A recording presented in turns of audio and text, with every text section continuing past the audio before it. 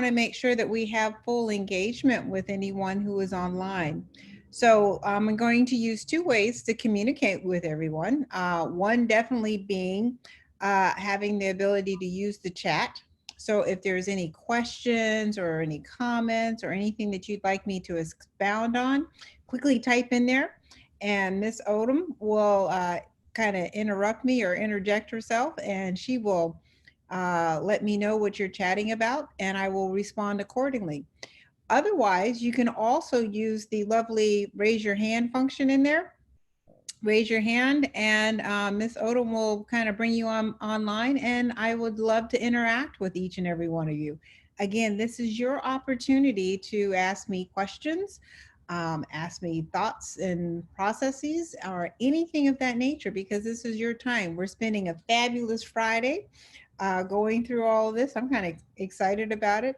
And this is a perfect time for me to be having this conversation with you because I can tell you about the process that I personally am going through.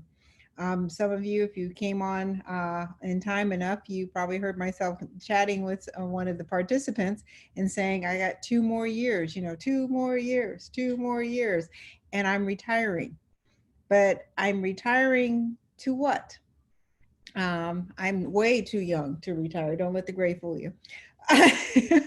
But what am I going to retire to? And so I'm using the same process that I've used throughout my career to start navigating my retirement also. So let me just share a little bit about who and what I am. Not sure, hopefully most of you were able to see my bio, but I'm Gwendolyn Sykes, and I am currently the Chief Financial Officer for the United States Secret Service. Wow, how did I get there?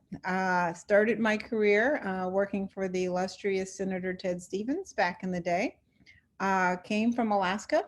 I'm an Alaskan home and grown kind of girl, and went to college at Catholic University of America. Upon graduating, I ended up going and working on the Hill.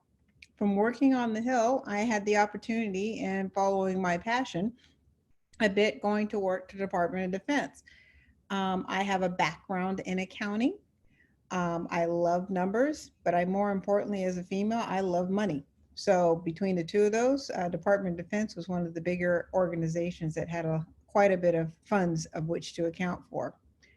So after I left the Department of Defense, I took the opportunity to go and work at the National Aeronautics and Space Administration. I ended up being the deputy CFO, and then sooner or later being promoted to the CFO for NASA.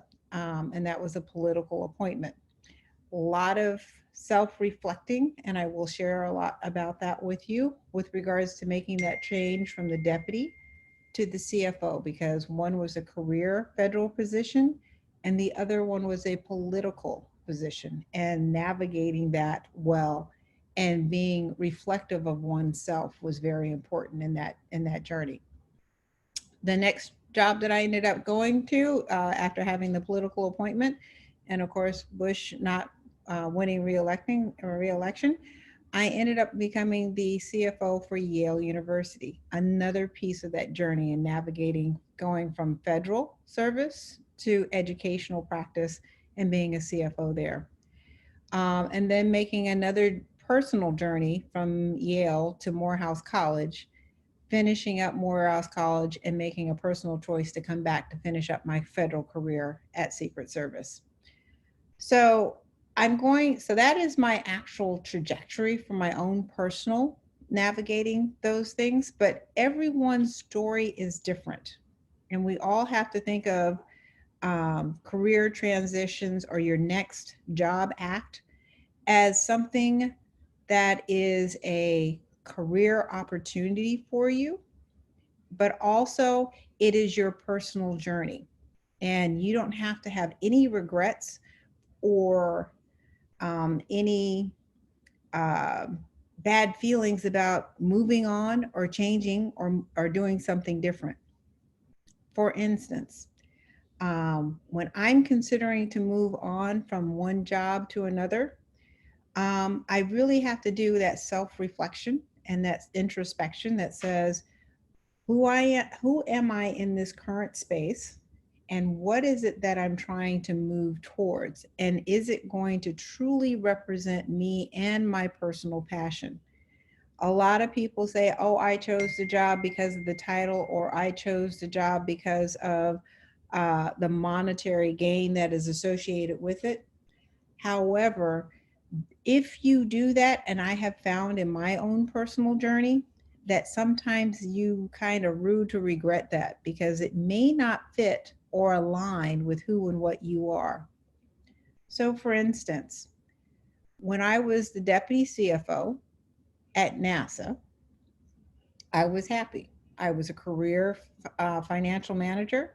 I had the opportunity to lead the financial group there at NASA.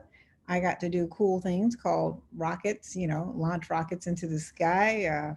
Got to hang out with astronauts. We were doing great things. Then in comes, unfortunately, Columbia. Columbia did not come back. We did not have a CFO. We needed leadership. At that moment, the why for me was the fact that NASA, in and of itself, was in crisis. It needed a significant financial leader. And by default, I was pretty much it. Now, as an individual, as a person, I don't do Democrat, I don't do Republican, I do Gwen. I'm not really a partisan individual. But if one steps up to be a presidential appointee, you automatically become that nomenclature. So instead of picking the party, I wanted to make sure that I could ascribe to the person. And that was important to me. Now, mind you, everyone's like, oh, it's no problem being X or it's no problem being Y. You just do the job and you get a bigger paycheck. Okay. But when it's all said and done, what does that job and what does that political appointment say about me? And what does it say about the people that have to interact with me? And how will people think of me? And unfortunately, I do think about those things. And those things are important to me because this is my legacy. This is my journey. And I don't think anybody gets to define that for me. So I did my research on Mr. Bush. I did my research on Mrs. Bush. I checked out everybody in the Bush family, to include Bush Sr. And honestly, I could personally ascribe to their leadership style, their views, not all of them, but everybody has a difference, and that's what makes America great. And I was able to have the wherewithal to lead as I thought I should at NASA as a presidential appointee. So that's exactly what I did. I stepped up and I had that opportunity to do that.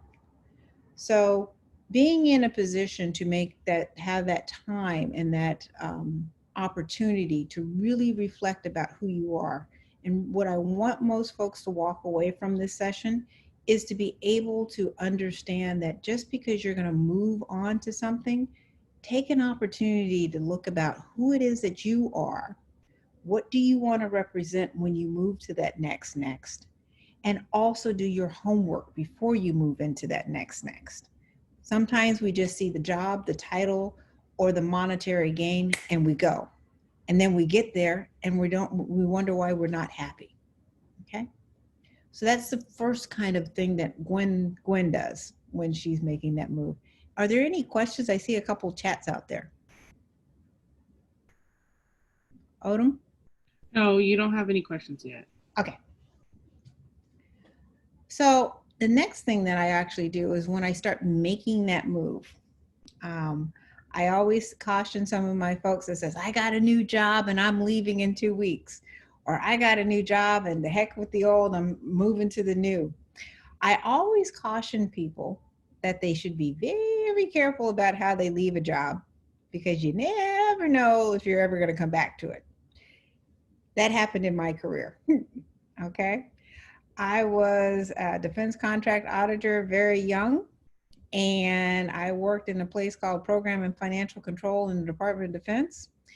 And I ended up leaving there and taking on a new role with Senator Stevens' office. I was working there for quite some time, and when I left that job at PNFC, I can tell you I didn't like it. It was back in the day when we had Xeroxes and they had the big mag card paper, nothing that we got around here today. I'm kind of dating myself. But it wasn't an enjoyable job, but I made sure that I wrote pleasant notes to the nice people that I worked with. There were certain folks that I kept in touch with just to keep my network up at the old job. And life is full circle. I spent 6 years working for Senator Stevens. And then Sean O'Keefe came back to Department of Defense as from the Defense Appropriations, working on the Hill. And he brought me along back to Department of Defense. And wouldn't you know it, they planted me back in the office that I hated working at, doing a little bit different, but I really hated that office. Okay. And I ended up being there for 10 years. But the good news is because I left that space with good character and no one really knew that I hated it and hated going back to it, but I was able to grow where I was planted. And I think the reason why I hated it so much is because it challenged me so much. Earlier on, 6 years prior to when I was there beforehand, I was too young to appreciate the challenge. As I came back 6 years later and, my journey planted me back there again, I was truly able to have the opportunity to relearn the lesson that I didn't learn 6 years before. And not only was I able to relearn it, but I had a group of folks that truly helped me grow in that space. So be mindful how you leave, because you never know if you're going to end up coming back. But also make sure that when you move into that new next, that you come in with your own plan. And I've done that pretty much for every job that I've actually went to, from every space that I moved into. I am a research girl. And I will go out on the internet now and I will take a look to see what's happening in that space. I will find out who the leadership team is, and I will have my 30, 60, 90-day plan. And actually there's a book out there that talks about your first 90 days. Really, really good. Actually, someone just came online. What changes in yourself can you read that for me, Miss Odom? Yes, it says, what changes in yourself did you notice in academia as opposed to who you were in government? Some of the changes that I noticed in myself from government to academia is that, honestly, to say that I felt more freer as a female leader in academia than I did in government service. Um, the statistics are there. Female leadership within government roles and responsibilities at the leadership shed are not as significant as they are in academia, because you have a lot more female provosts and presidents of schools that are coming around. So I think academia on this notion is definitely much better at it than government is. And I think the statistics actually kind of ferret that out. What I learned about myself in academia is that I believe that is my next passion. So I am completing the check mark on my government time frame for the retirement, and then seeking and looking forward to the opportunity to return back to academia. And that's why I have a sincere partnership with American University. I still teach as an adjunct professor because that is my passion and it is something that I enjoy doing. And I believe that will be my definite part of my next. Any follow up on that? That you have 3 more questions. Sure, go ahead. The next question is, what is the name and author of the book that you just referenced about the 90-day plan? I will have to actually go out there and Google that and look it up. I know it has a yellow cover and it says 90-day plan on it, but I will have to get that back to the team. Okay. The next question is the book you are excuse me, you are referencing the first 90 days by Michael D. Watkins. That sounds familiar, yes. Okay. And then the last question we have is how did you handle coming back to a position where you are now supervising your former peers? What challenges did you face and how did you handle them? Wow. I had lots of challenges. Coming back and managing some of your former peers is often very challenging because sometimes those peers have been there for that 6-year time frame, and they actually they feel, or they have that personal goal that thinks that they should be where you're at. So sometimes they may or may not be supportive of you coming in that new role because they believe that that role should be there. So you have that fraction that you must deal with. You have another fraction that says, well, you haven't been here, so you don't really know what we do and how we do it. So therefore, we're not going to show you how to do anything, and we're just going to see if you are successful or not. And then you also have those fractions that just basically are open to the ideas, new leadership, and might truly want to work with you. So in that instance, I truly relied on my collaboration skills. I relied on my I know who I am skills. So truly knowing who you are and whose you are. So that way, when folks come up against you or they create stumbling blocks for you, you dust your knees off, you pick yourself up, and you move forward. But I also invoked my leadership skills after I've had enough. And you internally will know when you've had enough because people will test you, people will try you. And as you go through that process, you will get to that enough portion. And when you do that, that's when you invoke your leadership and or your manager roles and responsibilities. And that's pretty much what I ended up having to do. And those who realize that, I am a tough cookie, um, I would love to work collaboratively with you, but we are not going to jeopardize in any manner the roles, the responsibility, and or the mission for the job that we're all held accountable for doing. And you focus on that. Do not make it personal. Keep it professional.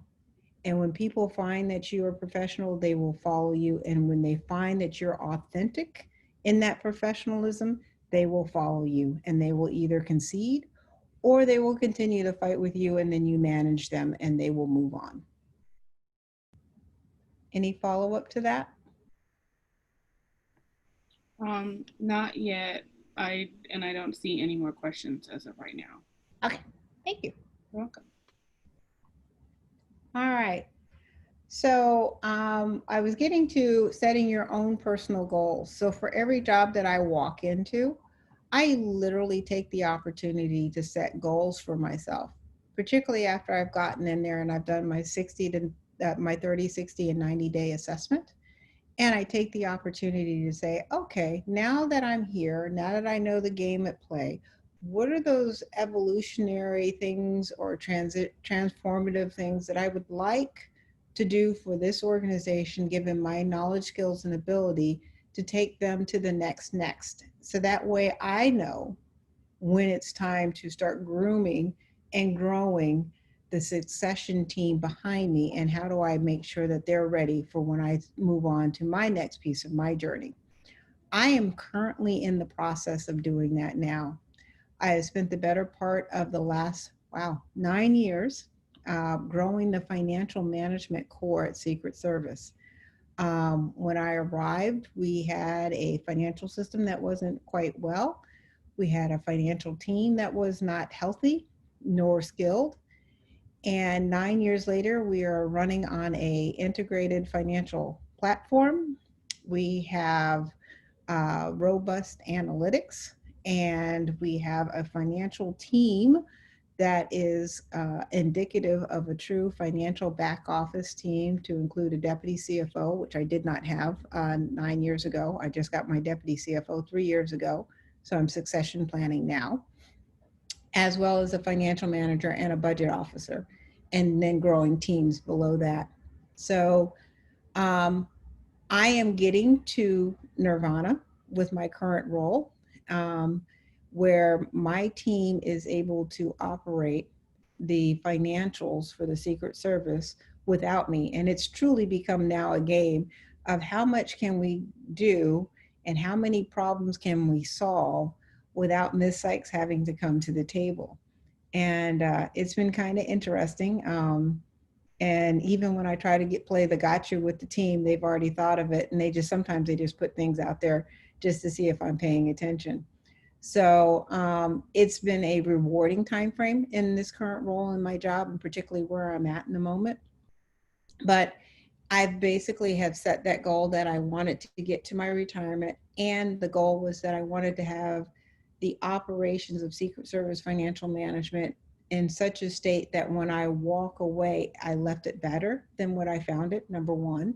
And number two, that there is a solid team behind me that will be able to continue to grow it and to management and to lead it. And that team will take on the challenge of growing the next team. So that way there's that continuous cycle of being able to enhance and improve the financial operations in Secret Service.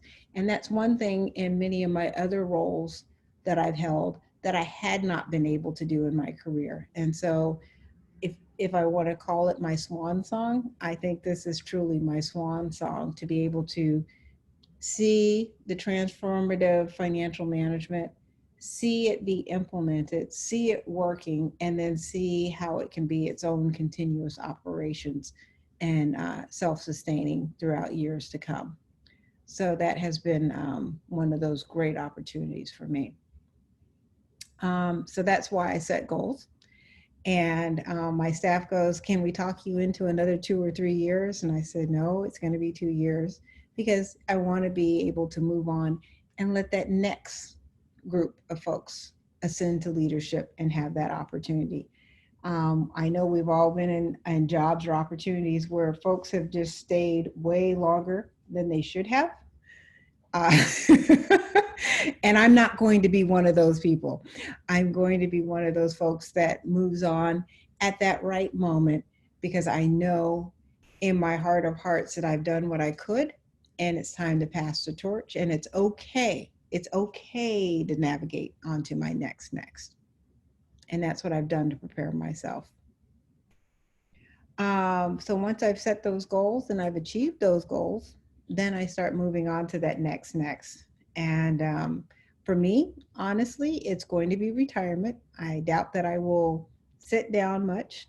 I do plan on moving into academia, where I find it is my biggest passion, being able to grow individuals, to give back, to give guidance, and to let everyone know that everyone's career is great because they've impacted or they've done something great in their time frame.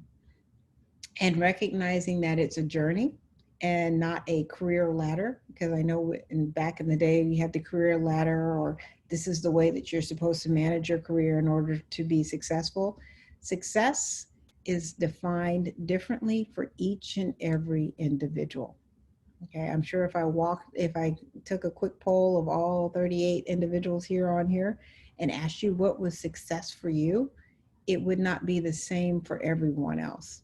Okay, and for me, success is being able to meet my personal goals that I have established through an organization and through leadership, and to be able to have done it respectfully, kindly, and know that it will live beyond me once I move on to whatever my next is. So with that, I'm going to take an opportunity to open this up and would love some dialogue rather than the one-way chit-chat here. So I think we have a question. What should I read it to you? Yeah, because I took my peepers off. It says, what should those of us who are not finance people know or understand about financial issues in our organizations that we tend to miss? Well, you got to know where the money's at. So with whatever organization you're in, go and take a look at the financial statements. Don't be afraid of them. They have a good story to tell in there. So open them up, see how much it is for your organization's budget, or what is the revenue that they're making? How much money do they have? Okay. Um, I would even start with something as mundane as, take a look at American University's financials. They're out there, they're on the internet. Okay. Right now, they're having to stop construction. So, and the story's always been there. If you don't have the revenue coming in, i.e., the students coming in, and if that takes a drop, then of course, all your growth takes a drop. So, it really does matter for no matter what entity, if you're in human resources, if you're in project management, if you're in public affairs, please, please, please take an opportunity to look at your um, financials for your organization and just know the minimum. What is the budget? What is the revenue? Where does the money go? All these things are out there and should be transparent no matter what the organization is. Is another question? Sorry, yes. It says, wait, 1 second. During this time of COVID, I feel like it's an opportune time to see if I can advance to my next that I was considering prior to this pandemic. However, how do you get past the guilt of moving forward? My boss has already said, you better not leave. LOL. I love what I do and I've been there for 12 years and I'm stretching to find new projects. I'm 36 and fear getting stuck at this job knowing there's more I can do. It's time to go. Your boss doesn't get to manage your career. And I'm going to let you in on a real secret that all 38 of the other individuals don't need to know. This is your life. Live it. Okay. And if you're asking everyone else for their opinion on your life and what you should do and where you should go next, you're going to feel stuck. You're going to feel not you. And the worst thing you could do is not feel you. So I implore you to take this opportunity during COVID to find out what your next is. Tell your boss, thank her for her input, and you truly have enjoyed the opportunity to grow and work in this environment, but you feel that there are bigger challenges out there for you and you want to embrace them and challenge yourself to have that opportunity. And I say, go for it now. Helpful? You're welcome. You have another one. It says, any reading recommendations that help people determine the next step? I am currently mulling different possibilities. Instead of starting with reading, what I've normally done sometimes is I have gotten one of those little blank notebooks, and I start writing down what is it that my current job has and why I'm thinking that I need to move. And then I flip the page and I say, what do I want next? And when I ask myself what I want next, it's really all about what's going to get me up every morning that I'm really passionate about that job. And what does it look like? Is the commute shorter? Is the boss smarter? Do I have more interaction with people? Do I have less people to supervise? Is it a cool opportunity? Just dreamscape. Give yourself the opportunity to dreamscape. And what's the salary that I want that I can live on? Start writing those things down. Then you flip to the next page and you start really doing the analysis based on if you're in HR, if you're an engineer, if you're in public affairs, where are those industries and those areas that are of interest to you, and start doing your research and start searching in those areas. Okay. When I decided to move from government to academia, and I did that self-assessment, The reason I ended up on academia is because I had just started teaching at American University, but I had also interviewed with, believe it or not, the NFL, which is pretty cool as a financial manager. But yeah, the revenue, expenses, running behind football players, I wasn't excited about that. So really taking that opportunity and looking at the different industry. I looked at Pepsi, Coca-Cola, which was down there in Georgia. Not excited about soft drinks. Uh, just not me. It was a great opportunity, great paycheck, wonderful title, let me tell you, and some stock options. But it just didn't meet that criteria, what I had met out for myself. So you got to stay true to yourself, because I'm telling you, you're going to spend a lot of hours working. We all do. And you got to like what you're doing in order to make it worth your while. Okay. Next. So this is another question. It says, after transitioning to academia, what will you miss most about government and what will you enjoy most about academia? What I will miss most about government is every 4 years it's something different, almost. If it's not 4 years, it's 8 years, something different.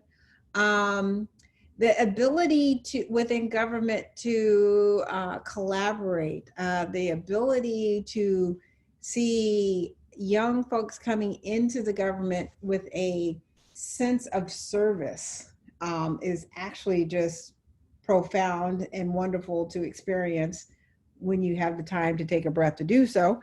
And I'm in that moment to be able to watch and experience that. So I think I'll miss that. I'll miss all the cool stuff associated with government. Yes, government is cool.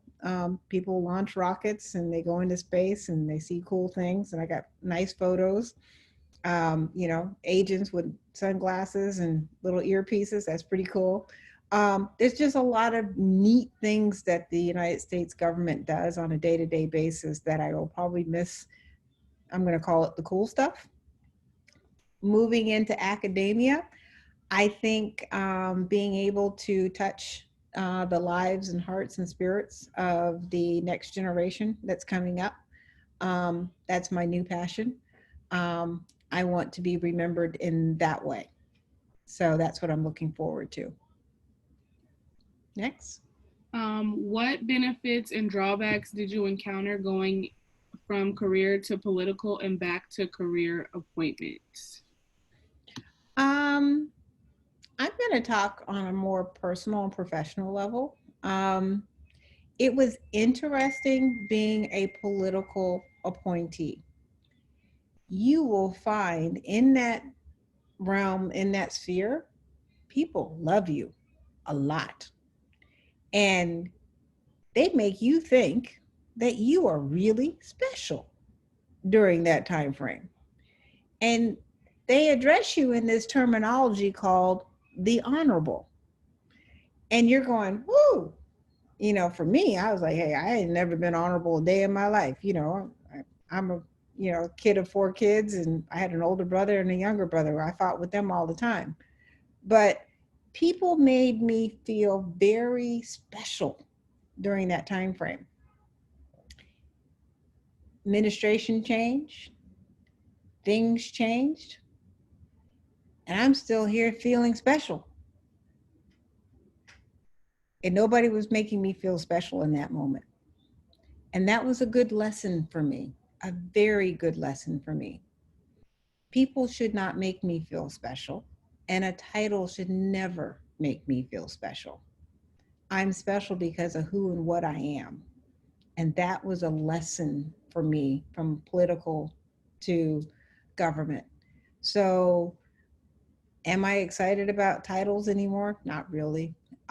Do I allow my circle, my network, my counterparts, and people around me to become special?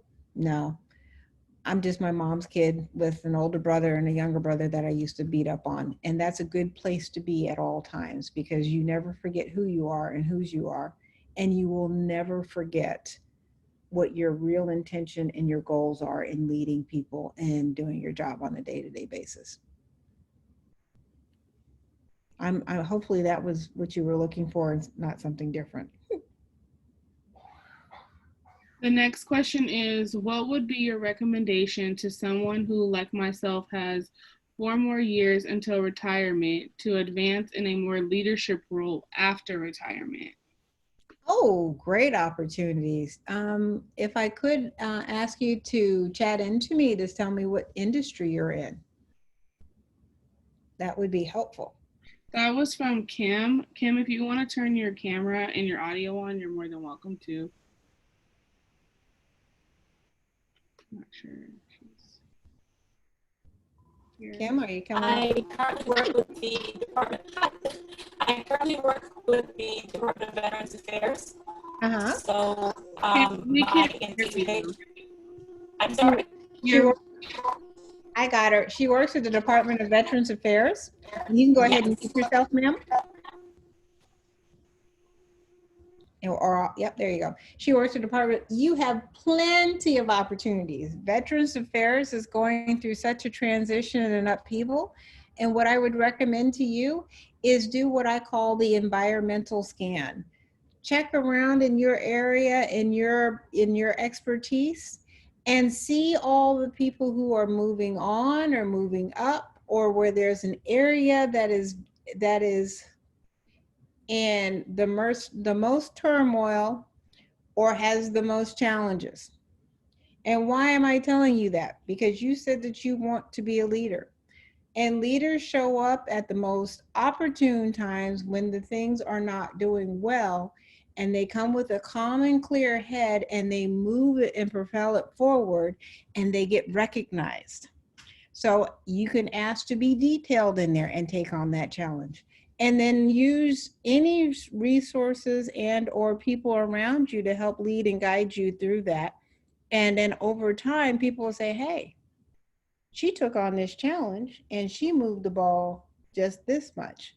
Maybe we need to go ahead and give her the opportunity to have that leadership role and move it forward. And that's what I would give you at this stage of your career, particularly if you only have 4 more years. And set a goal as to where you want to be and what you would like to accomplish as you take on that challenging role. Because in 4 years, you probably won't be able to finish whatever it is. Hope that helps, Kim. Okay, the next question is a little long.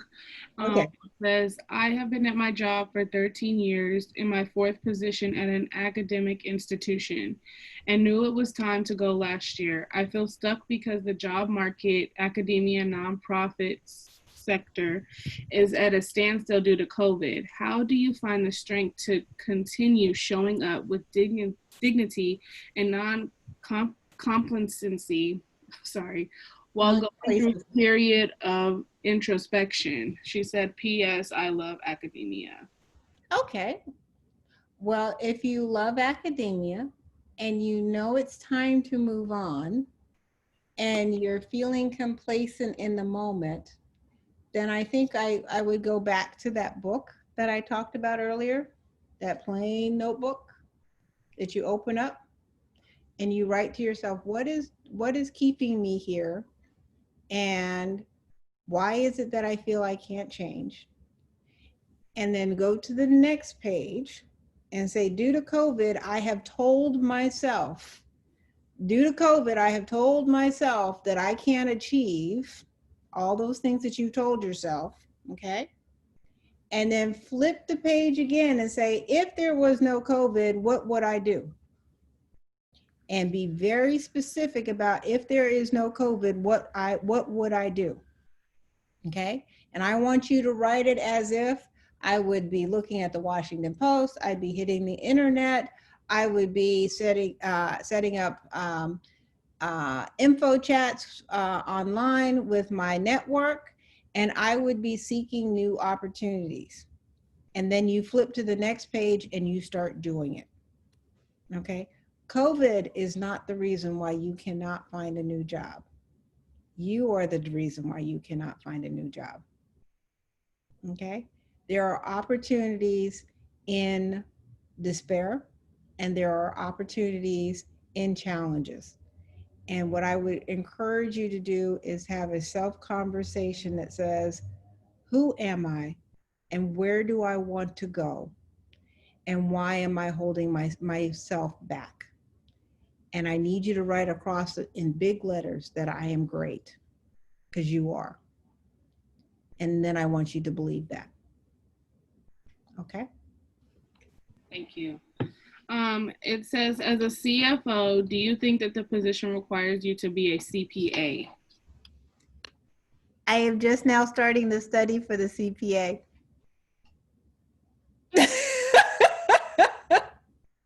I have a Bachelor of Arts in accounting. I have actually, done a lot of financial services, a lot of financial management. I've done financial statements. I know audit.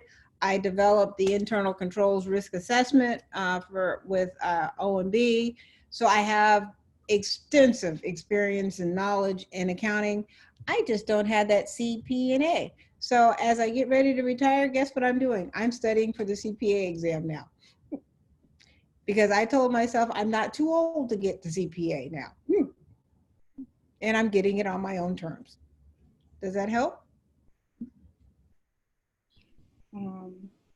They didn't respond yet, but I think so. Okay. The next question is, I'm a longtime Fed, 34 years, and I never worked in the private sector or the nonprofit sector. How do I go about making a transition, and how do I find out how my skills transfer over? I would take the opportunity to say, as a government employee, you have great transferable skills to the private sector. Depending on where you worked and what your area of expertise is, I would take an opportunity to flip it and say, what are some of the boards and some of the think tanks that are available that would need to know all the great things that I have accumulated as a federal employee in my 34 years of experience? And how would I be able to transform my personal self and market and rebrand myself in the private sector to use all this wealth of knowledge that I've developed over the 34 years in federal service? Don't discount that federal service, because you have a unique insight into the operations of a very big corporation. And you would be in a solid position to give solid advice to anyone in the private or academic or nonprofit area. Thank you. Okay, the last question that I see, she said, yes, thank you. I am eligible to retire in 3 years, and I'm preparing for both the CPA and CFE. Thanks again. See, and maybe we'll see each other at the exams, and then we can both partner and do something great. The last question I have is, I want to transition from a district government agency to a federal agency. How do you determine that the federal agency you admire most was actually the right fit for you? That is interesting, because when I came back into government from being in academia, I took on the challenge of, I applied on USA Jobs, and I applied to several SCS jobs as I was trying to get back into federal service. Thinking, the more you apply, the greater the opportunity. So I was applying to certain SESs, but I was also saying, oh yeah, I kind of like that job. I kind of like that job. So it literally came down to a choice between Department of Agriculture, Secret Service. Well, actually, it was really Department of Agriculture and General Accounting Office, GAO. So I was really excited about GAO. Okay. But agriculture was making they had the Agricultural Research Service, which handles a lot of our food.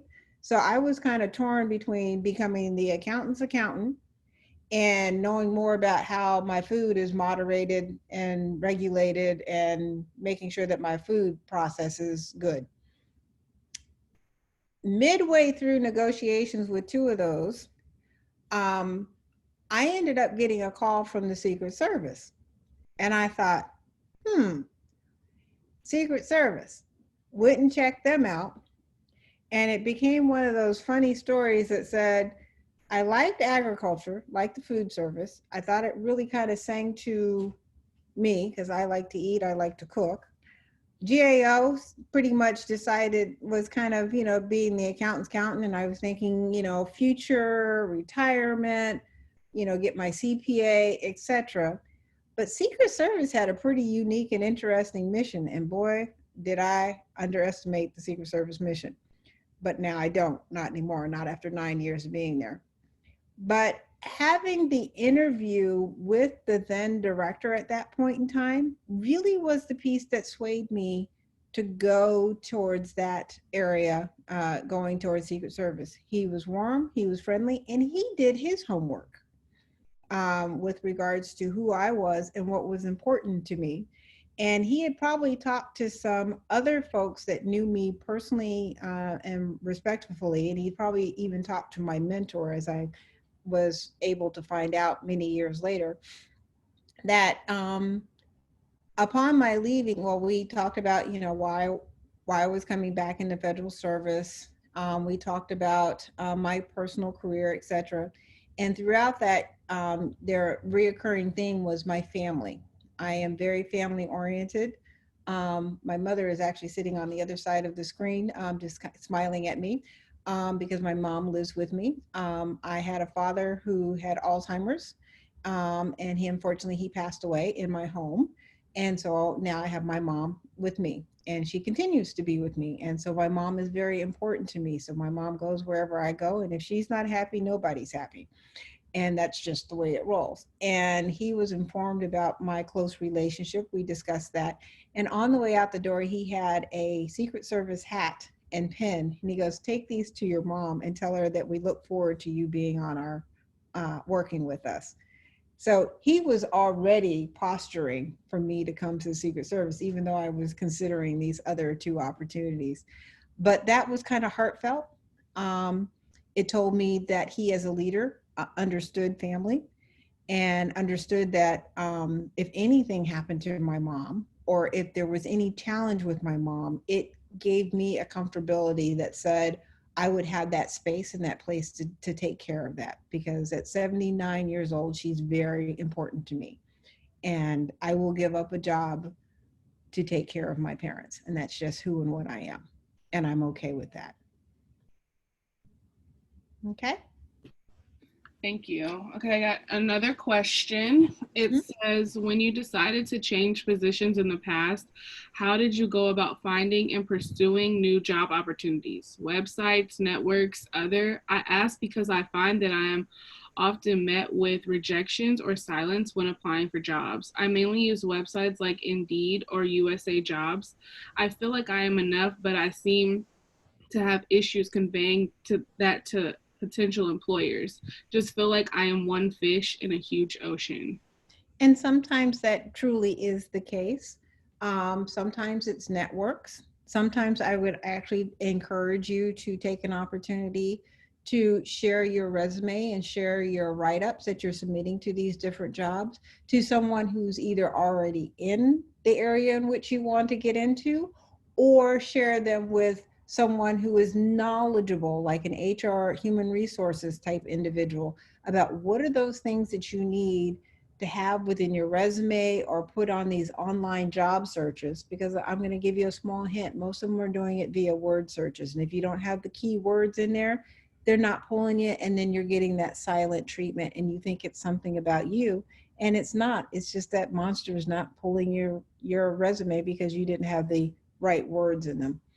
So I would encourage you to continue your network, but also take your paperwork and share it with someone to see if there's anything that you can do to kind of enhance it, refine it so that you start moving to the top or you get captured by the word searches. Little trick of the trade too is make sure that you read the job announcement that you're applying for. And that you use some of the key words from the announcement in your resume if they truly apply. Make sure that they truly are skills and attributes that you can do or have done that can truly be attested to within your resume. And that may help your job search and getting you in there. And then others are just going through trade associations of which you're interested in and networking there, because often some jobs are not even posted out there and they just refer your resume to that individual and that opportunity will come about for you. I hope that helps. Thank you. As of right now, there aren't any more questions. All right. Does anyone want to come online and have a discussion? If you could raise your hand, I think that would be a better system. Yeah. Oh, sorry, I just unmuted myself. Is that okay? Yeah, That's fine. We see you. Mhm. Hi, I'd come on video, but the host has muted my, disabled my video. No problem. Hi Gwen, hi again. What are the nuances for, there, they enabled it now. What are the nuances for women in mid-career? It's a little different for men and women in my experience. So what are the nuances of the issues that maybe women in mid-career face in transitioning from one organization to another? Because so often they just promote from within, which is great, but you want to come in from the outside as fresh energy with fresh ideas, etc. So what are the nuances for women in mid-career, do you think? Being really real with yourself with regards to that balance. There truly is not that work-life balance, but being truly honest with yourself about what you have going on at home and what you are able, how many hours and what you're able to commit to an organization in order to propel and move it forward. Often the nuances is that they'll look at you and they say, do you have kids? Are you in that area of time frame of your life where you decide that you may have kids? Do you have children in preschool or high school or getting ready to graduate? Those are some of the nuances. They're unspoken. They shouldn't be there. Right. Because, you know, I have had the most successful female leaders in my organization who balance home and work and had solid home, resilient home support for them so that they could propel their career forward during that mid-career time frame. So being in a position not only to articulate that, but also being in a position to make sure that you have that network underneath you. To be honest with you, I moved from Yale University to Morehouse University only for the true perspective of the fact that my father was diagnosed with Alzheimer's and my mother had breast cancer. So you make that conversation with a great person above, and I said, okay, guy, I know I'm going to lose one, but please, I'm not really in the mood to lose two.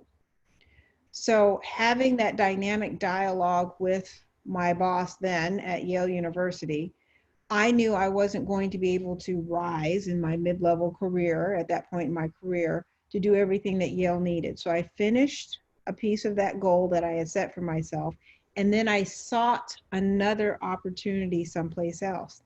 Why did I end up at Morehouse College? The School of Martin Luther King. The president was a Reverend Doctor, so he had his doctorate in divinity. He and I resonated on family. He knew my situation with a father with Alzheimer's and a mother with breast cancer. And he worked with me to create a network in Georgia, because Georgia is not my home. My family is in Alaska, where I have a new set of family in Georgia still. Even when I'm sitting here, they're still in Georgia and looking forward to me retiring, because as far as they're concerned, Georgia is now home for me, because they created that family, that network that supported me in that role, in that opportunity, so I could still bring my success and my skills to Morehouse College, still be a viable financial leader, but took the opportunity to take care of home. And we had a deal between us, my manager, my boss, because I had the kind of conversations with him that said, the only requests I have is when it gets close, I want to spend the last 30 days being present. So I stopped working on September 1st, and my father died on October 11th. Wow.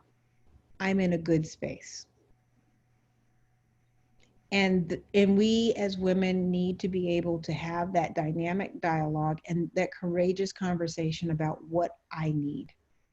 Because again, this thing is called your journey. It's your life. And job is just one aspect of that. Back to you. Anybody else out there? There are two in the chat before we go. Someone said, this sent before I meant to. I'm considering whether to go to another office, but I also want to give this place a chance. Oh, wait, let me scroll up to her other question. I apologize. Mm-hmm. Oh, it says, I'm a junior level attorney and the youngest and only minority women in the office. I want to fit in and be liked by my coworkers, but I struggle bringing up new ideas of diversity and inclusion because they aren't taken seriously. I suggested a diversity committee and that idea was rejected. Do you have any advice on how to speak up and advocate for issues you're passionate about as a new and young person in the office? I am considering whether to go to another office, but I would also like to give this place a chance. First of all, be the authentic you. Don't use the words fit in. Be a unicorn. Unicorns are fun. Okay. If you always go into an organization and try to fit in, then you're going to send a mixed message when you want to do something different that says something that about doing diversity. If you want to do something that's transformational, that if you want to move the spectrum or move the paradigm, you can't fit in and be a unicorn. There's just a dichotomy that's very challenging. So my request to you would be to say, who am I? What do I want to bring to this legal law area in which I'm working? How do I think I can motivate, move, propel, stretch my coworkers in the dynamic conversation on diversity, which will not only help us in our practice as we practice law, but it will open up a very genuine dialogue so that I have the opportunity to share who I am with my peers so that they get to see the real me. Just an opportunity, just a tact I would recommend. That's great. Thank you so much. Appreciate Okay. it, that. Oh, there you are, Heather. Hopefully that works for you. Thank you. That was great. I need to hear that. We have time for one more, and it's the last question. It says, you referenced reaching out to trade organizations as a way to network. Can you expound on what those are and how best to find them? A simple search of the internet, ?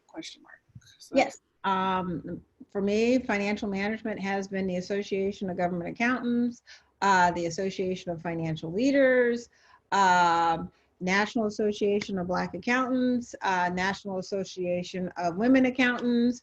So there are a lot of financial management type associations and groups that are out there that are easy to find on the internet. And I often do some other unique ones. So if there is a particular business area or area that I'm interested in, I actually go out and take a look to see what other type of association is. And I might get either a 1-year membership to it, or I just might track them on the internet and see what they're posting and what kind of forums that they have. And I might actually go to one of their conferences. So for a while, for some reason, I was very interested in public affairs because I thought I wanted to do a lot more public speaking. So there are several forums and several trade associations out there that are associated with public affairs, news and news affairs and those types of things. And I just actually went to one of their conferences 3 years ago that was in Dallas. Met a lot of interesting people, told them that I'm not in public affairs, that I'm in financial management, but I was kind of curious about the whole area from the public speaking. And that has resonated and turned into speaking opportunities both here on the East Coast and on the West Coast, because they were looking for dynamic individuals who were women, who were minorities to actually speak. So planting myself in something that was completely different than what I normally do gave me a great opportunity. All right. Thank you. All right, it's time to switch to the next session. So did you have anything else you wanted to say? No, I am good. So I am done for the day, ma'am. No, you have another session. I have another session that's going to come back. Okay. Yes. Thank you.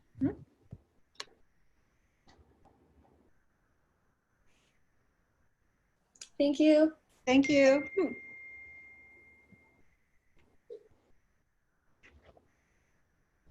So Michelle, you get to hear this again. Thanks, Gwen. I'll be in touch. Thanks, Sarah. We'll talk. Okay, talk forward to it.